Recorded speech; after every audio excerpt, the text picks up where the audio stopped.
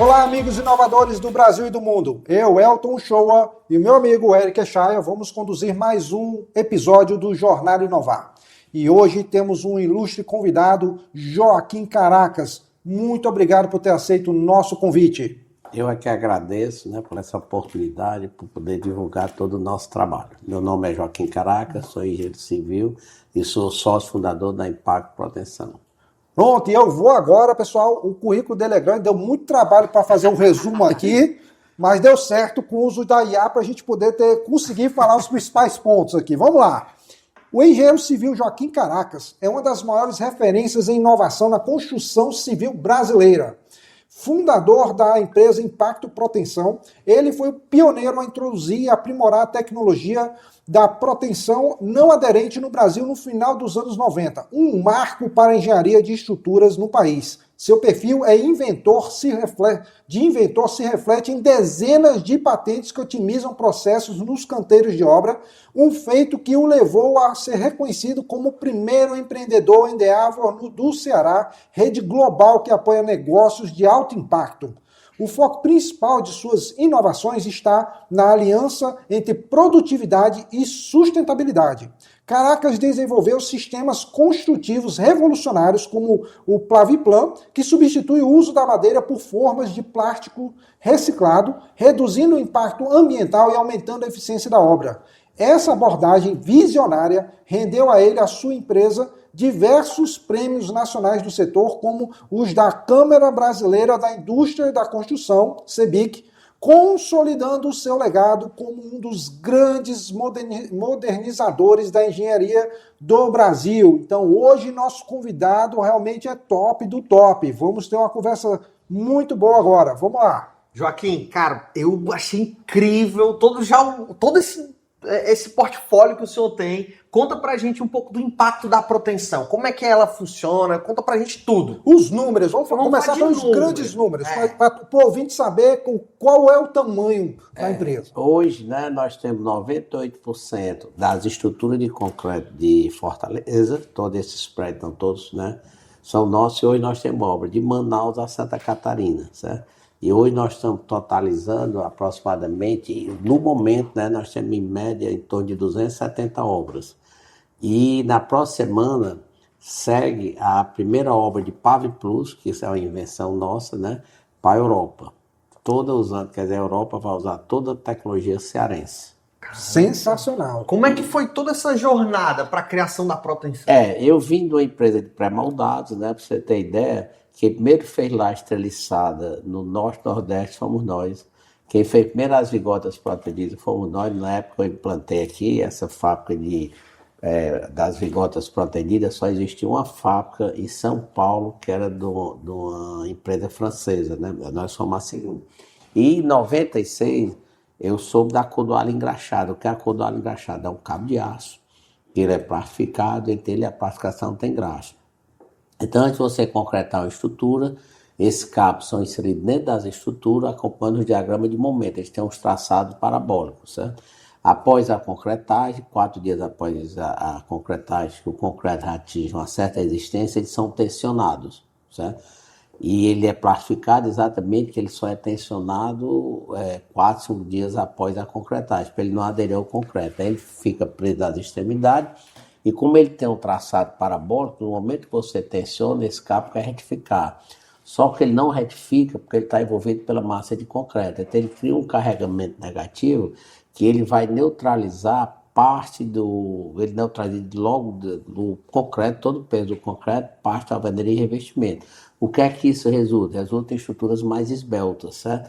Então, se você pegar uma obra de concreto armado, você vai ver as vigas, que a viga é um elemento atrapalhador que você não tem produtividade. Então, com esse sistema de cordoalha engraxada, você passa a embutir as vigas na própria laje, aí fica um plano único, Aí você evita toda aquela forma de madeira. Então, em 97, isso não existia no Brasil. Eu, juntamente com 2 colegas, o Ricardo Brijo e o Helder Martins, nós fomos para os Estados Unidos, lá foi aprender a calcular, foi trabalhar como operário nas obras e trago para o Brasil. Então, as primeiras obras do Brasil é aqui no Ceará. certo? Que bacana. Foi a Torre Santos Dumont e Arte Plaza, né? Aí começamos, né? E o nosso foi dando certo. E com isso aí nós fizemos, em 97, nós começamos as primeiras obras no Ceará. Em 98, a revista Empreiteiro já anunciava que a maior obra de proteção do Brasil estava sendo executada pela empresa cearense, que era o Hotel Blue Tree. E a partir daí nós passamos a andar o Brasil todo, né? E aí eu comecei a verificar, né, que, como eu falei, que você fica um plano só na parte inferior da laje, né? Sim. Você não tem mais aquele obstáculo que é a viga, certo? Então se usava muita madeira. Então eu vi assim uma oportunidade para você conseguisse desenvolver uma forma, a gente partisse de um Lego, né? Que tivesse toda padronizada, né? Ia com a cor do alho engraxada e te dar um pulo muito grande, né? Na construção civil. Então nós começamos a desenvolver um Lego. Então todas a viga ela tem de ser múltiplo de 40, lá é múltiplo de 80, e fomos desenvolvendo isso, tá certo? E eu sempre disse que a produtividade não é responsabilidade da mão de obra, e sim dos processos. Perfeito. Então nós passamos a criar processos dentro das estruturas. E eu dei sorte também porque, por acaso, eu caí no plástico, certo? E aí eu comecei a fazer as formas de plástico, certo? E daí para cá, aí foi patente atrás de patente, né? Hoje nós estamos com 33 patentes, estamos com 16 em andamento e 2 internacionais.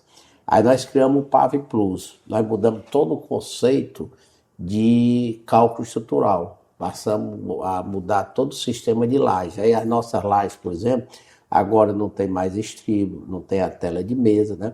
Por exemplo, se você for em Fortaleza, todos os prédios, aqueles prédios da beira-mar, estão todos sendo feitos dessa forma, certo?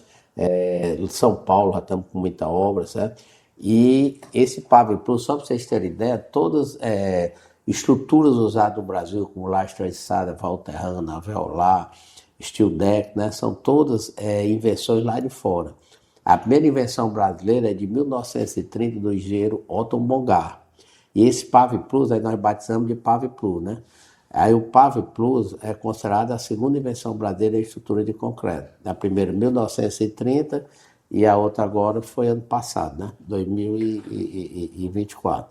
E agora nós tivemos a feira Expo Construir e a Concrete Show em São Paulo. E nós conseguimos agora a 33ª patente. O que é que consiste a 33ª patente? Eu falei inicialmente que o cabo tem todo aquele traçado parabólico. Então você tem que ter uma mão de obra especializada para botando o cabo naquelas posições, né? Aí nós tivemos uma ideia de desenvolver uma peça e os cabos são agrupados de 4 em 4. Aí quando o cabo vem enrolado, os cabos vão enrolados para a obra, certo? Sim. Geralmente agrupados de 4. Agora quando eles vierem enrolados, ele já vai com esse suporte que dá altura de projeto, certo? Uma hora é 10, outra hora é 8, ele já vai todo pronto. Então você chegar na obra, você só desenrolou a cordoalha, está resolvido o problema, não precisa mais de mão de obra. Sensacional. Então você vai dar rapidez, né? E você vai ter uma obra com mais segurança, né? E isso é o brinco lá, né? Que isso aqui, isso é uma ideia muito simples, né? Nunca ninguém teve a ideia de os cabos já vir com a peça inserida, né? Para dar altura de projeto. Aí eu brinco lá com o meu pessoal que isso aqui vai revolucionar o mundo na proteção. Sensacional. O que eu vejo, né, você busca assim, incessantemente ali a otimização do processo para entender como você faz aquilo ser mais rápido e com mão de obra não tão qualificada assim, né? Nós conseguimos trocar a mão de obra especializada pela menos especializada com velocidade. Então todo o nosso... Se, por exemplo, você vai concretar uma laje, você tem toda uma estrutura, né? Perfeito. Uma estrutura e você bota um madeirite, né? Por cima. Então, tudo hoje é de plástico, né? E tudo é um Lego, certo? Eu consigo montar com o servente, eu não preciso mais do carpinteiro. E hoje, o grande problema é o apagão da mão de obra. Isso o problema hoje é o apagão de mão de obra. Mas eu quero dizer o seguinte, tudo que nós fizemos foram coisas simples. Certo? Não precisa estar na NASA, nem do Vale do Silício para inventar, foram coisas simples, mas que estão dando certo. Sim. E, por exemplo, quando eu comecei a proteção, não tinha ideia que ia sair do Ceará, né? Sim. Então, nós já conseguimos rodar o Brasil todo, né? Você pode hoje, qualquer história de cálculo do Brasil, se falar no nosso nome, eles já têm conhecimento. E um passo agora, né? Que na próxima semana vai a primeira obra para a Europa completa, forma e tudo. Cearense dominando o mundo. Cearense vai dominar o mundo e o Joaquim tá no primórdio, tá levando, tá arrastando nosso nome por todo que é lugar. E eu chego para essa garotada e digo, apesar dos pesares, o Brasil está condenado a dar certo. Pois é, exatamente. Condenado a dar certo. Lá na empresa eu tenho uma placa bem grande, né? Tá, o Brasil está fadado a dar certo. Sem dúvida, sem Joaquim, assim, de tudo que eu ouvi, você tem muito esse perfil empreendedor. Conta pra gente um pouco, assim, pro nosso ouvinte que tá ouvindo um pouco da história da proteção, sua história, o início de tudo isso, onde que nasceu? A gente já teve uma palhinha ali antes da câmera tá ligada. Você pode contar um pouco mais? Na realidade, eu quando era jovem, né, o meu projeto, né, o meu sonho era ser piloto de caça. Aí eu fui aprovado para a EPICAR, que é a Escola Preparatória de Cadetes do Ar, em Barbacena, Minas Gerais. Quando eu saí da EPICAR para ir para a Academia da Força Aérea, eu tive problema de vista, tinha 0,25 de astigmatismo. Me jogaram para a intendência, eu não queria, eu volto para o Ceará, faço engenharia civil. Eu venho de Guaramiranga, né, que era de uma família, vivia muito bem, que era a força do café, né? Sim. E quando eu volto para o Ceará, né, em 77, aí passei no vestibular para engenharia civil, né, na UFC, certo? Então lá nossa família passou uma dificuldade financeira, porque lá na Serra é muito acidentado, né? E o Sul mecanizou e lá não dava para mecanizar. Então, quando eu cheguei, eu sou o mais velho dos homens, né? Eu cheguei e disse, rapaz, só tem uma solução. Cheguei para meu pai, vamos vender banana, né? Que tinha as propriedades em Guaramiranga. Aí o meu pai, embora assim uma dificuldade financeira, mas ele tinha um muito bom relacionamento. Aí conseguiu um dinheiro emprestado, demos entrada numa Kombi da Ceará Motor. Fomos dessa primeira viagem. Ele ficou lá e eu volto com uma Kombi carregada de banana, né? Eu terminei lá na favela do Dendê, a Kombi atolada. Dia que eu saía 4 horas da manhã da primeira casa, eu voltava da Silvia e dormia com a Kombi carregada assim. Nunca perdi uma cadeira na engenharia, certo? E eu comecei a verificar que vender banana era muito complicado. Naquela época as bananas eram muito maltratadas, vinha em cima dos caminhões, o pessoal pisava, e nós tivemos uma senhora ideia. Fizemos um tanque lá no sítio, passamos a lavar a banana com detergente para tirar as impurezas, né? E eles tinham acabado de lançar aquelas caixas plásticas, né? Aí arranjamos muito dinheiro emprestado e compramos as caixas plásticas. Aí eu já contava as bananas e já deixava tudo arrumado lá em Guaramiranga, na propriedade, né? E deixava pré-amadurecer lá. Então a banana já vinha numa qualidade de hoje, que naquela época era longe, né? Eita. Então, com isso aí, né, nós conseguimos dar uma volta por cima. Aí eu coloquei o nome, né, tem que ter o marketing, né, eu coloquei o nome Banana Climatizada. Aí o pessoal chegava para mim, aquela qualidade tão boa, a curiosidade dele, rapaz, como essa banana climatizada é muito complicada, é muita máquina a vapor, né? Mas a conclusão, morando numa casa Eldorado muito boa, lá em casa era um Maverick, concluindo, né? Ninguém vendeu a casa, ninguém vendeu as propriedades, e lá nós somos 8 filhos, dos 8 são 7 engenheiros. Eu sou o mais velho dos homens. Sensacional. Quer dizer, eu teria feito a engenharia porque eu entrei, mas os outros não iam ter a oportunidade, né? Mas no final deu tudo certo. Que bom. Olha, pessoal, assim, para quem tá acompanhando aqui o nosso episódio, o Joaquim já é um cara que ele inova em tudo. Até os presentes que ele trouxe pra gente aqui, engenheiro, também inovando aqui na parte de jogos de carta aqui. O maior engenheiro, que tem o maior número de patentes do Brasil. É engenheiro civil, né? É engenheiro civil, deixando bem claro, viu? Civil. Com o maior número de patentes está aqui. Até deu um presente aqui pra gente bacana aqui, para quem se interessar e quiser também saber mais sobre. Dá uma pesquisada sobre o Joaquim. E cada carta de baralho, né? Se vocês verificaram, né? Cada carta de baralho é uma patente. Negócio bem feito. E pode jogar que dá sorte. Vamos usar, hein? Beleza. Então vamos lá, vamos continuar aqui entendendo um pouco, assim, explica pra gente qual é o grande impacto, os principais produtos e serviços e como eles estão impactando de fato a construção, a vida das pessoas em termos de, né, rapidez. A gente já entendeu assim que combina ali rapidez com eficiência. Então explica pra gente um pouco sobre o impacto, o que transforma na obra, o que quando o pessoal utiliza teus produtos e serviços, o que isso leva para frente, assim? Como eu falei, né, nós criamos processo, né, e a produtividade não é responsabilidade da mão de obra, e sim dos seus processos. Sim. Então, nas obras, na parte de estrutura de concreto, não tinha processo. Era tudo com madeira pregando, então nós passamos a criar processo, né.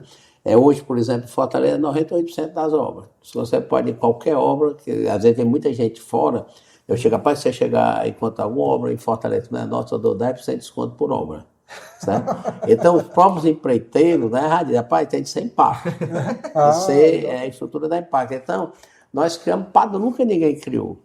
Certo? Então, eu chego na obra, eu troco a mão de obra especializada pela não especializada com velocidade. E no início, quando eu comecei a fazer, certo? Aí, às vezes, isso eu estou falando há 20 e poucos anos atrás, existia a dificuldade de vender, porque o pessoal, a cultura era usar madeira. Sim. Então, você tem que chegar na obra, né? Aí vem, vamos fazer conta, uma hora de carpinteiro, aí passar a mão conversando, né? Aí nós tivemos uma ideia de criar uma ferramenta que nós passamos a chamar de alavanca da produtividade. Aí já tinha alguns que usavam a nossa forma, mas outros persistiam a usar madeira, né? Mas a parte de proteção já era uma etapa vencida. Todo mundo já estava protendendo, tá certo? Aí foi que eu fiz. O nosso simples, você vê. Aí eu peguei o seguinte, o nosso engenheiro, quando ia conferir as lajes, porque a laje para concretar tem que ser conferida por causa desse traçado. Aí ele tinha de trazer a quantidade de pessoas que estavam envolvidas na obra, o servente, carpinteiro, ferreiro, o ciclo da laje, certo? Nós tínhamos projeto, o tamanho. Aí começamos a fazer, aí eu colocava o preço de sindicato mais 80%. E passamos a fazer o preço do metro quadrado da estrutura. Eu me lembro de uma obra, né, que eu fui lá, tinha uma obra que tinha 1.300 e poucos metros quadrados, cada laje era concretada em 7 dias e tinha 33 pessoas nessa estrutura. Aí eu cheguei e fui visitar um cliente aqui em Fortaleza, aí eu chegava, o que é que eu fazia? Eu pegava o computador, vamos lá, quantos serventes você tem? Em 4 minutos, aí ele dava a posição que ele estava no ranking, certo? Então, em relação ao primeiro lugar, ele estava gastando 10 vezes mais. Aí ele tinha, essa outra lá tinha 1.300 e poucos metros quadrados, com 33 pessoas em 7 dias. A dele tinha 300 e poucos metros quadrados, era o mesmo calculista, né? Todos os projetos. Tinha 300 e poucos metros quadrados, tinha 35 pessoas e levava 10 dias. Eita. Aí só faltou chorar. Aí nós passamos a criar uma ferramenta que não precisava de fazer conta, até aqui. Era só aí, pronto. Aí começou aí, não tinha mais... Pois é, nesse ponto aí você foi genial, porque você criou um processo de venda eficiente. E poucos engenheiros que eu converso, eles têm essa visão de... muitas vezes eles são bons técnicos, mas não sabem vender o produto. Não sabem como ter uma estratégia para poder chegar e convencer o cliente. Eu achei sensacional a sua estratégia, porque isso é raro encontrar na cabeça dos engenheiros essa forma de montar um processo de venda. O pessoal monta o processo de engenharia e acha que aquele produto, por ser bom, se vende. Daí eu não tinha o que discutir, estava resolvido. E hoje, por exemplo, com esse nosso de inovação, né, você pegar a ArcelorMittal, o maior grupo siderúrgico do mundo. Sim. Hoje existe uma empresa em São Paulo que é engenharia e inovação, parceria entre a ArcelorMittal e a Impacto. Nós estamos desenvolvendo, né, hoje mesmo eu tive uma reunião com ele, né, dia 17 eu vou estar com ele em Minas, né, que a nossa ideia é implantar isso aqui, né, no Brasil todo. Então, nós vamos exatamente discutir esses projetos, né? E eu digo assim, a maioria só quer fazer a mesma coisa, não quer mudar nada. Aí, outra coisa também que eu tive sorte, né? Nós tivemos sorte, porque nós pegamos um segmento que ainda era muito tradicional, né? Sim. E hoje aqui, por exemplo, eu tenho um laboratório em Fortaleza, as consultorias, caraca, se tiver alguma coisa para inventar, é para a minha obra. Graças a Deus, tudo nós fizemos, deu certo, né? Nossa. Mas é o que eu estou dizendo, hoje eu estou indo para 70 anos, né? Mas eu continuo estudando, eu tenho que estudar, porque nós estamos, né? Aí, mas eu não tenho tempo.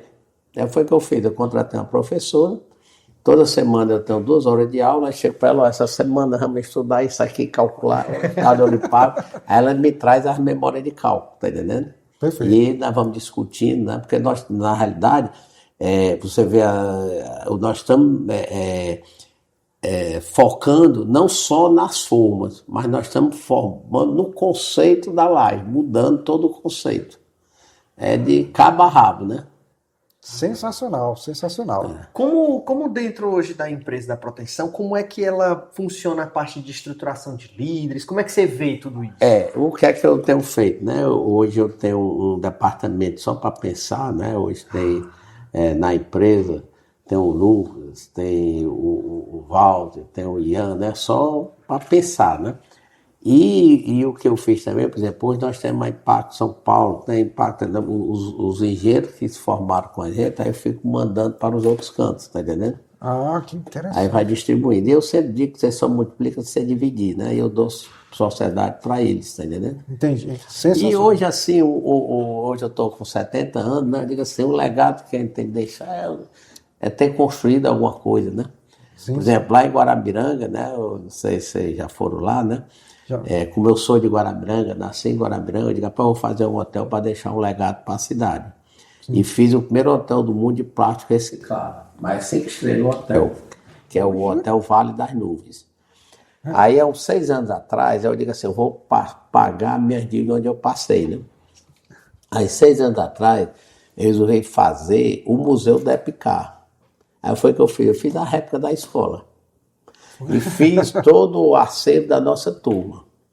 Aí isso aí reverberou tanto dentro da Força Aérea que hoje lá eu tenho um avião de caça Chavante, outro avião de caça MX, um T-25, um helicóptero da Guerra do Vietnã e 2 simuladores de Chavante. Só tem esses 2 no Brasil, que na época eles compraram da Inglaterra. Sabe? Eita, rapaz, que legal.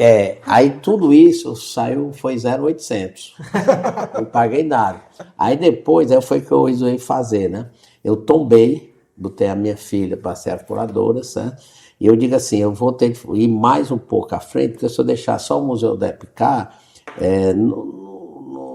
mas ela não fez Epicar, né? Aí foi o que eu fiz. Aí eu fui atrás de personalidades que fizeram diferença para o Brasil. Eu fui pesquisar, de preferência de Guarabiranga. Aí encontrei que o presidente da República, que assinou o decreto do ITA, é de Guarabiranga, é o Zé Linhares. Olha só. Aí como é a história, o Montenegro, o Marechal Montenegro é o idealizador, e o presidente da República era o Getúlio Vargas. Aí o Montenegro consegue acertar com o Getúlio Vargas, né, convenceu o Getúlio Vargas a fazer uma escola de engenharia de alto nível, certo? E o Getúlio Vargas topou. Aí ele foi para os Estados Unidos e armou todo o circo. Quando ele volta, no dia do Getúlio Vargas assinar o decreto, ele renuncia. Era o decreto GS-19. Aí quem assume a presidência da República era o presidente do STF, que era o Zé Linhares de Guaramiranga. Eita. Aí eles achavam que ele ia ficar por pouco tempo, que ele não assinava. Mas quando ele viu o decreto, mandou atualizar, ele assinou.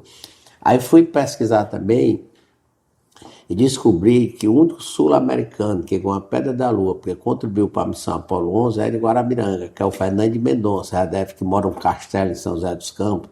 Eu não sei se você já viu. Ah, já ouvi falar desse castelo lá. Ele fez ITA, tirou 9,9. Da NASA, ele ganhou uma Pedra da Lua do Neil Armstrong, que fundou o INPE, certo? Aí eu fiz o seguinte, lá você encontra o Zé Linhares, o Marechal, em tamanho real. Aí o Fernando de Mendonça e o Neil Armstrong entregando a pedra dele, né?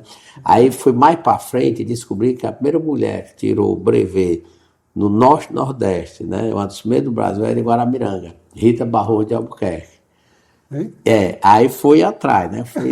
Aí tem o Luiz Sebriano Ribeiro, vocês são novos, talvez vocês não conheçam, né? O Luiz Sebriano foi o maior empresário de cinema do Brasil e hoje continua sendo a maior empresa de cinema do Brasil, que é a Kinoplex. Caramba! Aí a história dele, o pai dele faz medicina e vai morar em Baturité, que é vizinho de Guaramiranga. Chega lá, ele conhece a filha da Ana Felícia Caracas, até é nossa parente. Casa com ela, desse casamento nasceu o Luiz Serrano Ribeiro. Aí quando os pais morreram, deixaram 2 propriedades lá, que é o Rio Negro e o Boa Esperança. Hoje o Boa Esperança é nosso, né? E o Rio Negro. Aí o Rio Negro tinha 200 sacas de café. Aí foi esse café que alavancou as coisas dele. O Cine São Luís. O Cine São Luís era a sala mais luxuosa do Brasil na época. Então ele foi um bom empresário de cinema, tá lá, certo? Aí depois eu disse assim, rapaz, eu também tenho de prestigiar a engenharia, né? E fiz o Museu da Engenharia da nossa turma. E da nossa turma, o João Carlos, o Gama, o Ricardo Miranda, tá todo mundo lá no museu, né? E agora o que é que eu estou fazendo? Nós estamos fazendo o Sítio da Borracha, porque lá teve o Sítio da Borracha e a Michelin tinha propriedade lá, certo? E nessa história da borracha, o meu avô entrou na história e importou a borracha para a Inglaterra, certo? Aí a borracha saía de Guaramiranga para Fortaleza, para Baturité de mula, de Baturité para Fortaleza de trem e de Fortaleza para a Inglaterra, direto para a Inglaterra, né? E de navio. Aí eu fui ali depois do iate, tem uns pescadores, aí comprei um barco de 11 metros e transformamos num navio a vapor. Agora nos trilhos. Aí estou conseguindo o trem, né? E aí daí nós vamos incrementar agora, junto com o Museu da Epicá, tudinho. Aí vai ser criado o Museu da Borracha, contando toda essa história que a Michelin teve lá, era uma história morta, certo? Eu estou conseguindo resgatar. E estou fazendo o Meu Mundo Guaramiranga, igual de Gramado.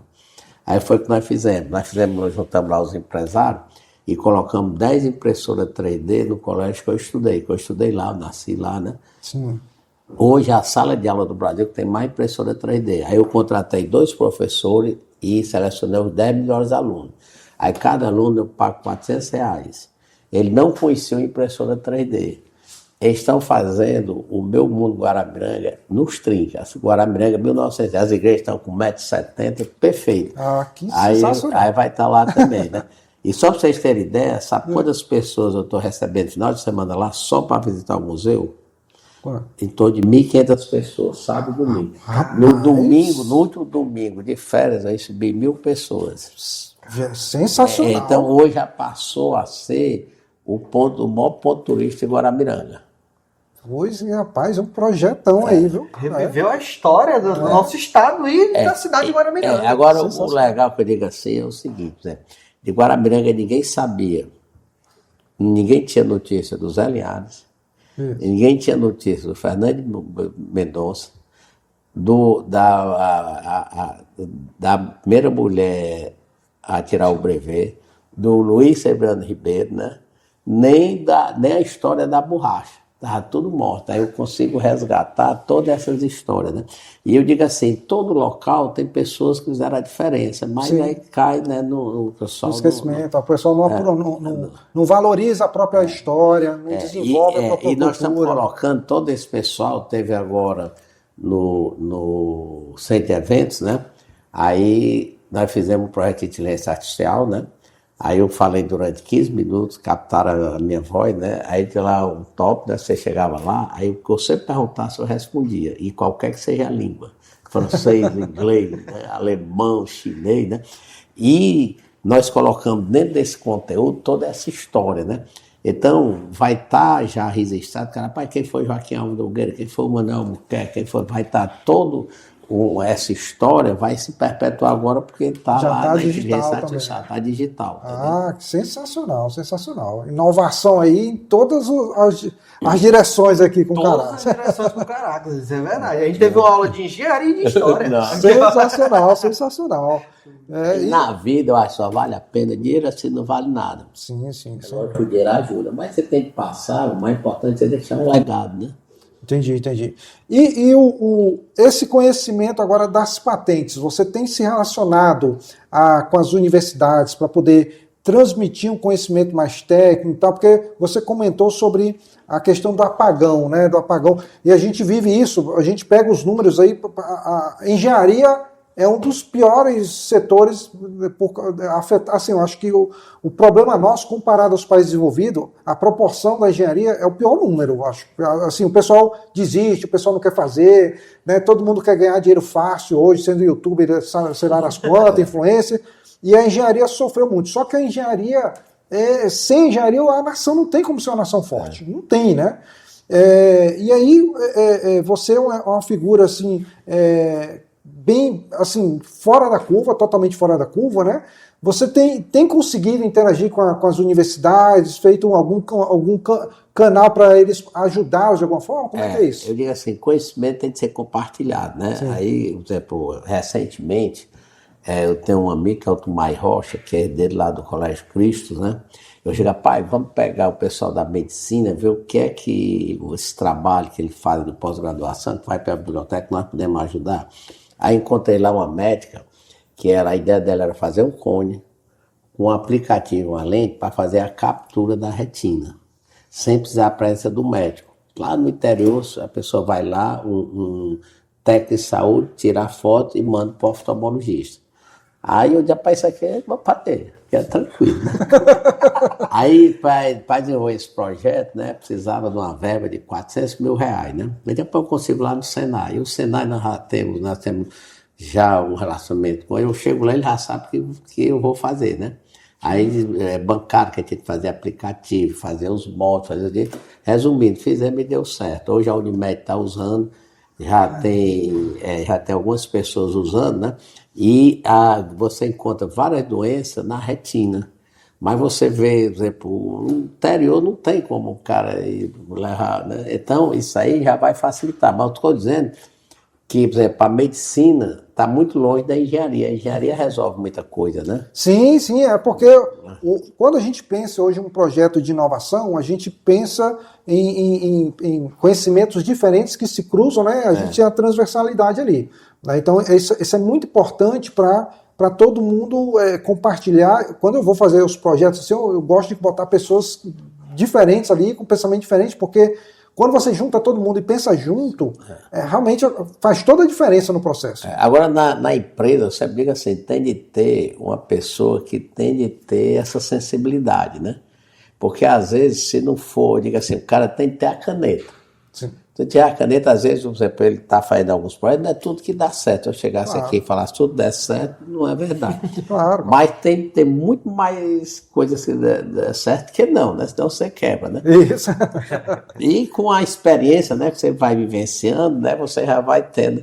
Mas eu digo assim, o dono o cara que estiver na inovação tem que ter a caneta. Porque o cara é desse, eu chego na paz, esse desenho não tem problema, o problema é meu, eu banco. Mas sem dúvida, sem ter essa cultura, né? O que você falou é fundamental na cultura de inovação. As pessoas têm que ter um ambiente acolhedor para que elas possam realmente buscar inovação e eventualmente errar e elas saber que elas não vão ser punidas por causa disso. Não, e outra coisa, com o erro você aprende. Sim. Agora, uma coisa que nos ajudou bastante, certo, foi a impressora 3D. Por exemplo, essa peça aqui tá desse jeito, mas para chegar nesse aqui, foram pelo menos umas 100 ou mais protótipos. Certo? Só que antes você não tinha como fazer um protótipo. Exatamente. Certo? Aí hoje, vai na impressora 3D, até o nosso dá certo. Aí porque o molde custa muito dinheiro, né? Sim. Por exemplo, eu faço, e agora nós temos uma impressora 3D que você entra dentro dela, né?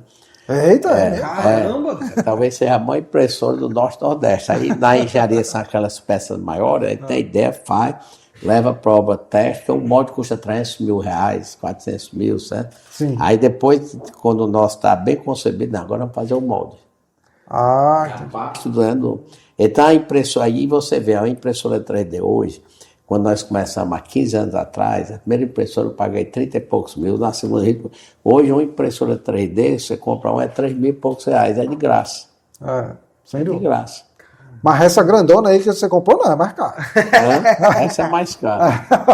Mas essa é quando você chega no nível de acerto, né? Mas eu quero dizer o seguinte, tudo que nós fizemos foram coisas muito simples. Sim. Foi o óbvio que ninguém fez.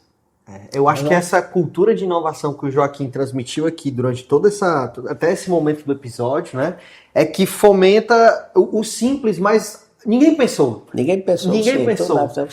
E nós só conseguimos rodar para esse Brasil todo por causa da inovação. Se não fosse, estava na roça. Estava vendendo banana. Você vê o seguinte, eu fui para São Paulo, Paulo, né? Semana passada a gente estava desenvolvendo isso aqui, eu fiz uma mudança disso aqui. Aí eu entrei no avião, aí fica 3 horas sem ninguém lhe perturbar, né? Aí nessas 3 horas eu já fui desenhando, aí cheguei, não, papai, vamos fazer isso aqui, ó, o pessoal. Olha. E hoje eu já tive, conversando aqui, já tive outra ideia.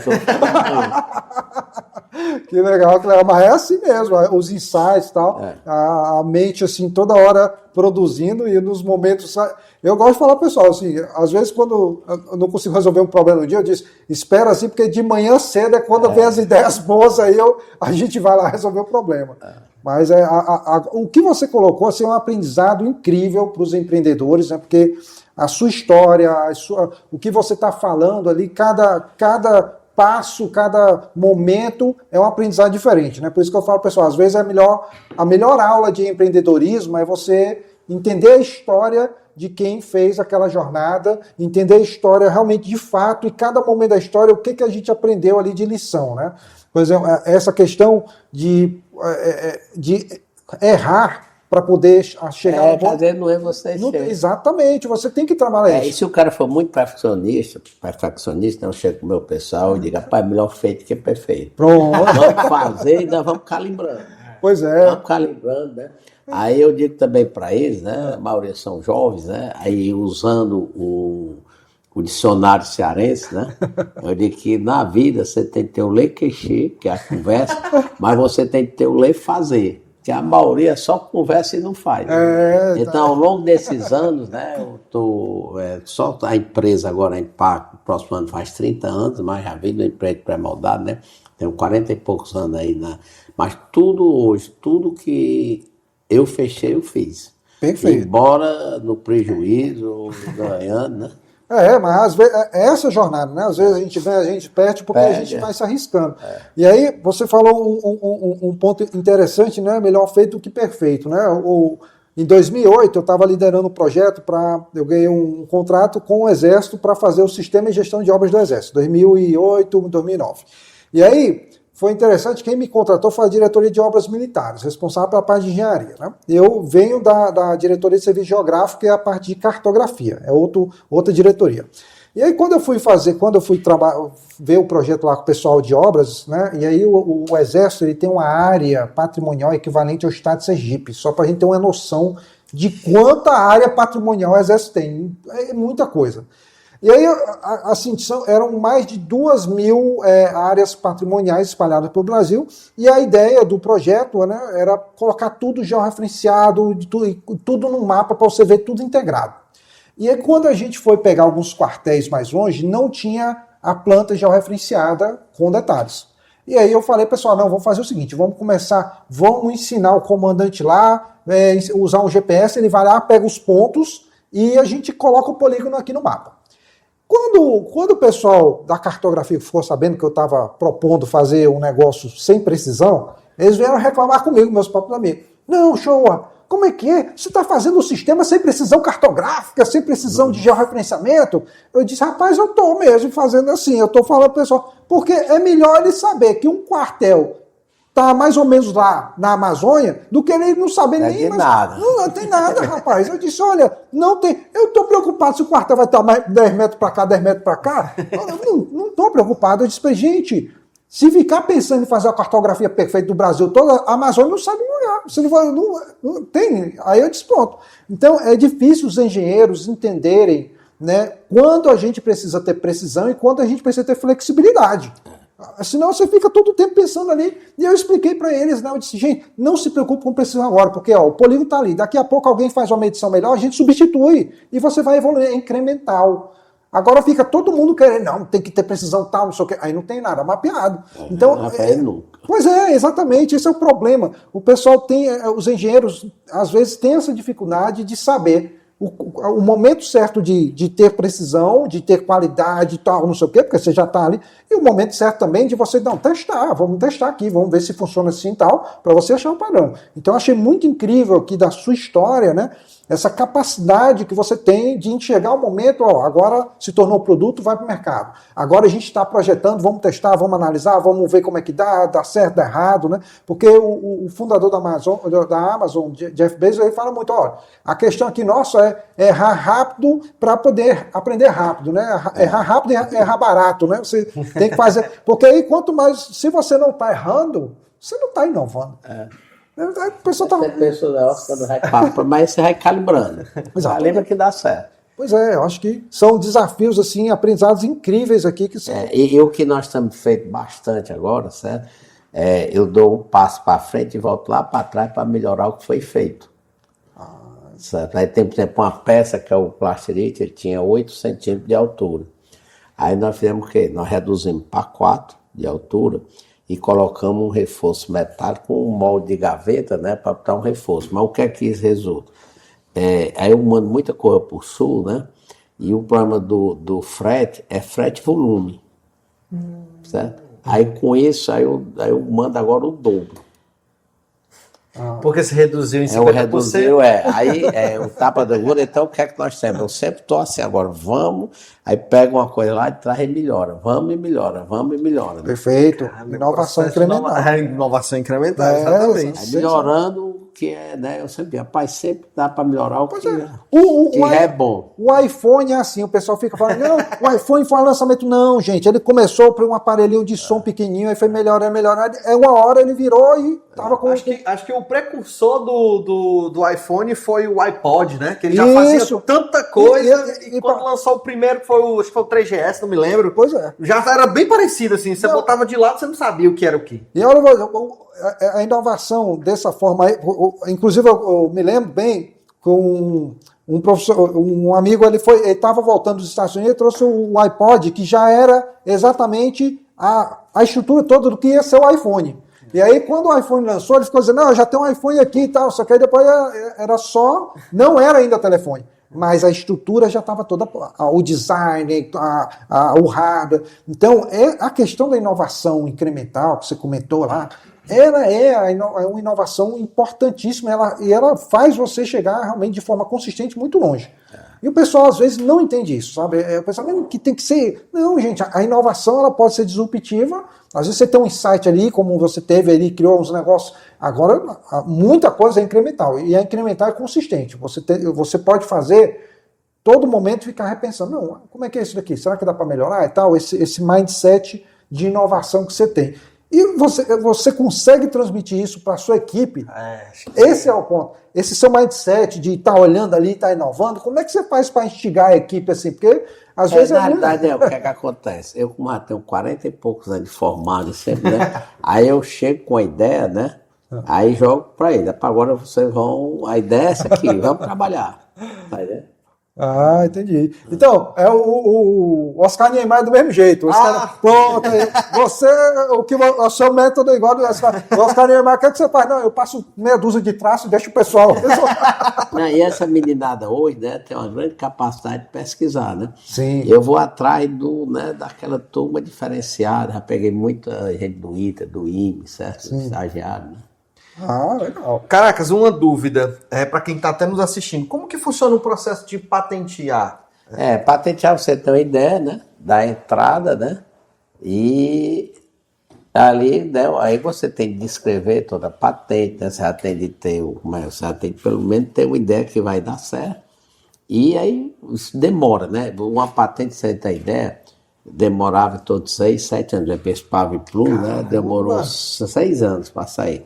Mas aí eu descobri que, como eu já estou nos 70 e a idade média do homem é 73, né? Teoricamente só teria mais 3 anos de vida, né? Se for pela média. Aí eu entro agora com a idade.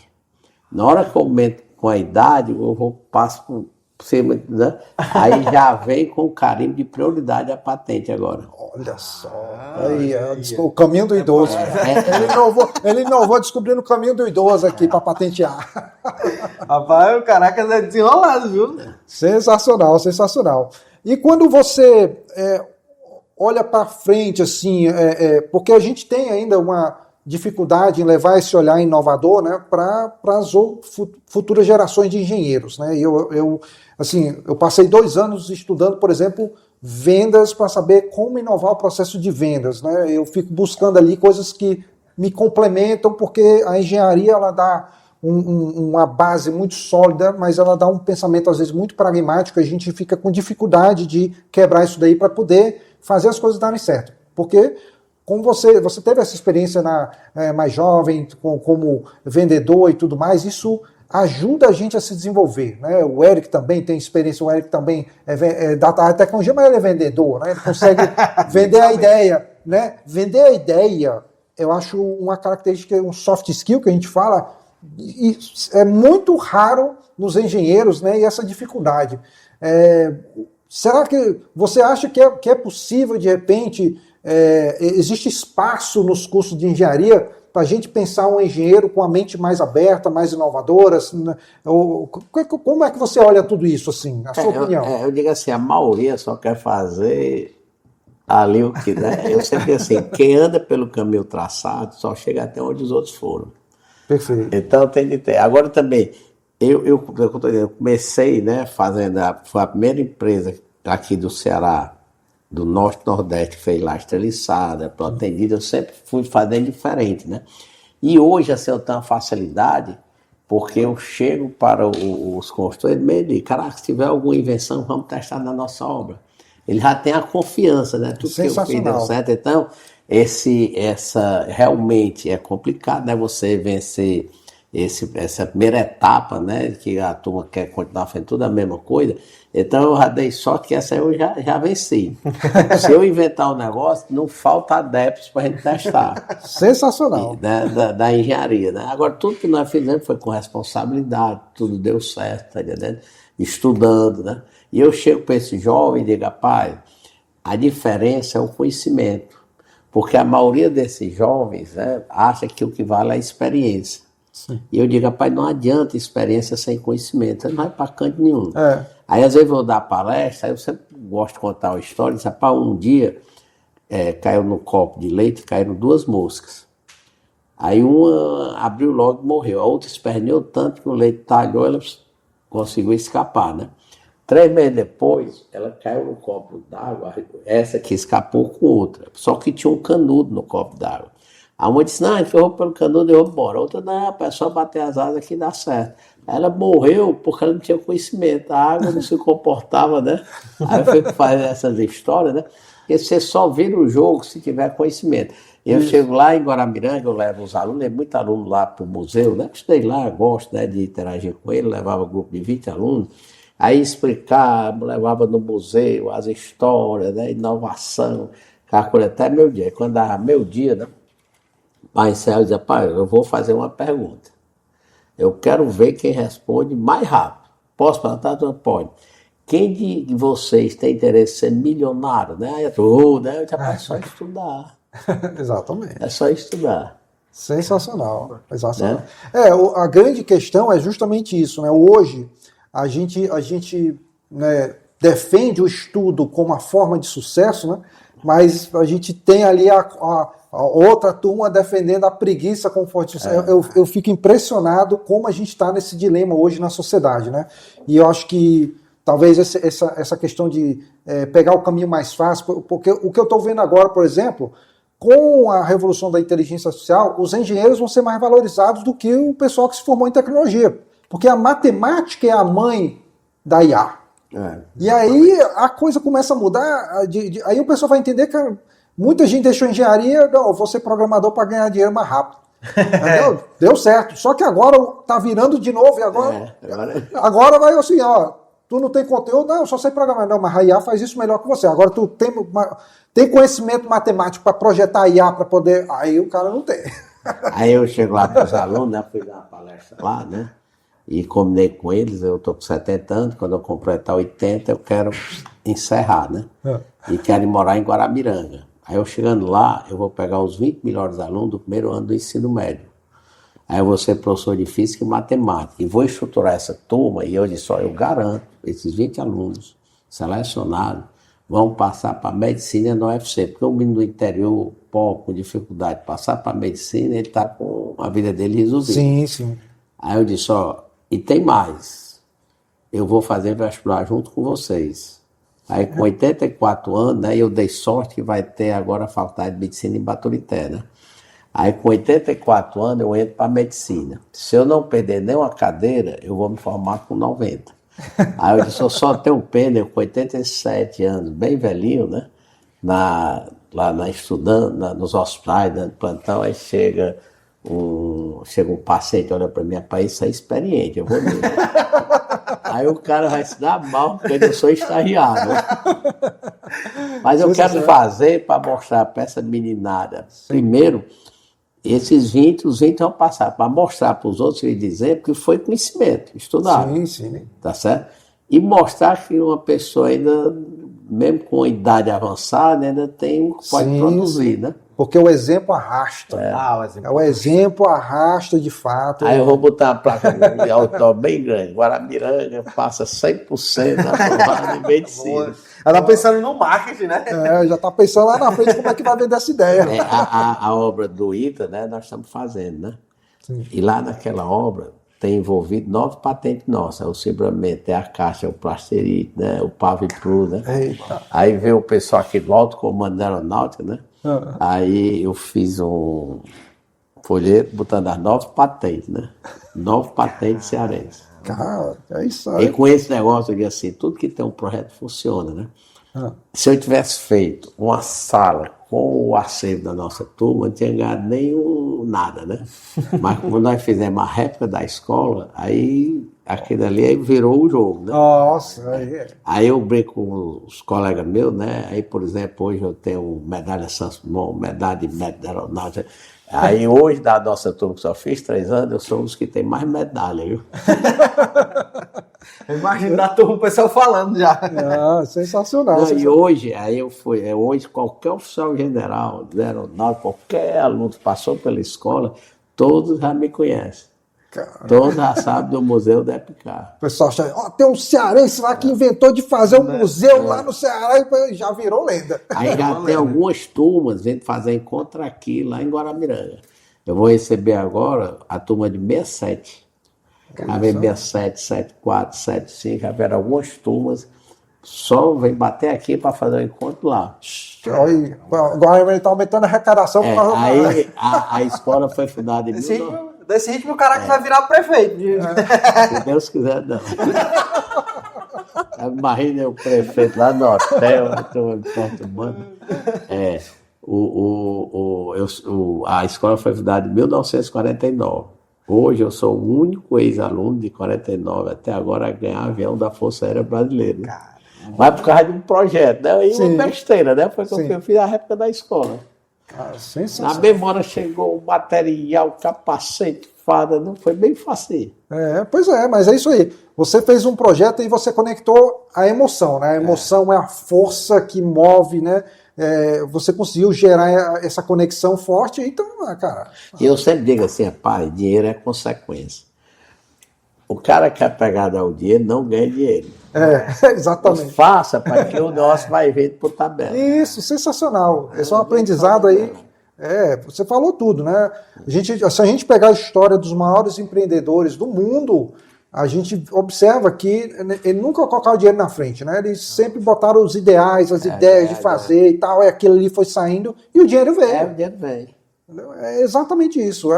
É honestidade, é trabalho duro, você realmente perseverar na sua ideia, porque você tem momentos bons e ruins. Lógico, tudo pode dar certo, exatamente. Mas na média tem que ser positivo. E o que eu falo pro pessoal, né? Quando o pessoal está conversando, roda, falando sobre inovação e tal, fazer comparação entre a gente e São Paulo e tal, eu disse, cara, é o seguinte, não dá para comparar a gente e São Paulo. Eu até conto a minha história. Eu disse, olha, eu abri empresa no Rio de Janeiro, 2 anos depois chegou alguém lá, botou 150 mil, nem me conhecia, botou como se fosse o trocado. Aqui uma startup aqui no Ceará para conseguir algum investimento chora e vai ter que ir lá para São Paulo para conseguir lá. Então, assim, empreendedor aqui no Ceará é um nível mais alto, hard, assim, top do país, porque a gente é muito traiçoeiro aqui para ser inovador no Ceará. Não é como... Não tem o que comparar. São Paulo, Rio de Janeiro ali é onde roda tudo ali, sabe? Então o pessoal fica fazendo as comparações. Aí eu disse, não. E tem um detalhe também que eu defendo, né? Eu disse, olha, como a gente não tem capital de risco aqui, para as startups que são muitas vezes jovens, que estão ali tentando a ideia, tem que ter dinheiro público para poder fazer a coisa rodar, porque aí o pessoal, não, mas dinheiro da iniciativa privada. Não tem capital de risco aqui no Ceará. Então, as empresas são conservadoras, a gente tem essa daí. Então, assim, você é um caso, exceção da exceção, né? Porque você veio ali e perseverou e tentou e tal, e você entendeu que o conhecimento era o diferencial. Então, você conseguiu enxergar, eu não sei nem, ao longo da jornada, você teve alguma pessoa que, essa pessoa foi um mentor, me deu algumas ideias assim, porque às vezes aqui no Ceará a gente nem tem isso, a gente vai aprendendo, se debatendo e errando e não tem mentor. Eu sempre digo assim, quando o cara diz, rapaz, isso não vai dar certo, é porque você está no caminho certo. Eu acho fazer um hotel lá em Guaramiranga, hoje é um hotel top de lá, né? O primeiro hotel de plástico reciclado do mundo, né? Mas 5 estrelas, é um hotel lotado, né? Essa semana foi a fila, né? Eita, rapaz. Aí, né, quando eu fui fazer, a turma, rapaz, tu é doido, isso não vai dar certo. O incentivo aqui do Ceará é o contrário. É o contrário. Eu digo, rapaz, vamos fazer. Vamos fazer, fui lá e aos troncos e barrancos fizeram. Você só é louco até dar certo. Depois que deu certo, você é gênio. Exatamente. A chave vira, né? Mas, Caracas, assim, eu acho que tudo que você falou, show, ouvir a história do Caracas, ele é meio que um ponto de virada. Porque eu acho que mostra que, mesmo num ambiente muito conservador daqui, a gente tem pessoas se destacando ao longo de uma história. Não foi um tiro de sucesso. Teve vários fracassos, é claro, mas muito sucesso. São 30 anos, né? São 30 anos de tentando coisas e se aventurando em coisas diferentes. E assim, é algo que marca muito essa história. Esse legado que você hoje trabalha, eu acho que ele vai viver por muitos anos. Então acho que o museu, todas as criações que você fez foi para relembrar. Teve uma fala muito bonita sua aqui no nosso podcast, que para mim foi meio marcante, foi quando você falou, olha, toda a trajetória que eu fiz até aqui, agora eu tô voltando para pagar minha dívida, para lembrar de todo mundo que me ajudou nesse percurso, para lembrar de quem me apoiou naquela jornada, porque todo mundo sabe que essa gratidão. Essa gratidão é o que forma o legado ser ainda mais bonito. E ser lembrado, então quando eu brinquei chamando você de prefeito da cidade, você vai ser lembrado como um dos caras que alavancou. Porque, cara, não, quando você pensou no hotel, não tinha. Hoje eu sou secretário lá em Guaramiranga, né? Mas só aceitei numa condição, se eu for voluntário. Olha só. Sensacional, sensacional. Aí nós estamos fazendo as coisas lá. Aí eu brinco lá, digo, pai, quando eu morrer, vocês vão botar o estátua lá em Guaramiranga, né? Aí vocês vão botar a estátua. O homem que Guaramiranga quebrou. Eu boto logo meu dinheiro e resolvo, né? Sensacional. Olha, realmente a gente teve um bate-papo muito bom aqui, sensacional. Estamos chegando ao final do nosso podcast. Passou rápido, passou voando.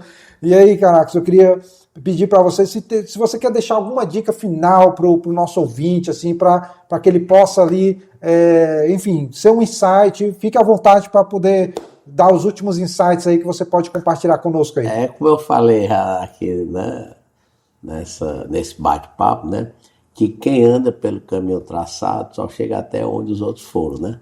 Então, você tem que fazer diferente. Hoje, nós fizemos muita coisa diferente, estamos aí no Brasil todo, tá na primeira obra para a Europa, né? Coisas que o pessoal não acreditava, né?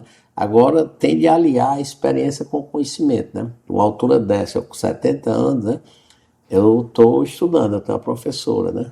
Sim. E já penso com 84 fazer medicina, né? Sensacional. Tá entendendo? Então, você tem de ter essa ideia, né? Que fazer diferente e você tem de aliar o conhecimento, né? A experiência. Não adianta ter só a experiência ou só ter só o conhecimento. Sensacional.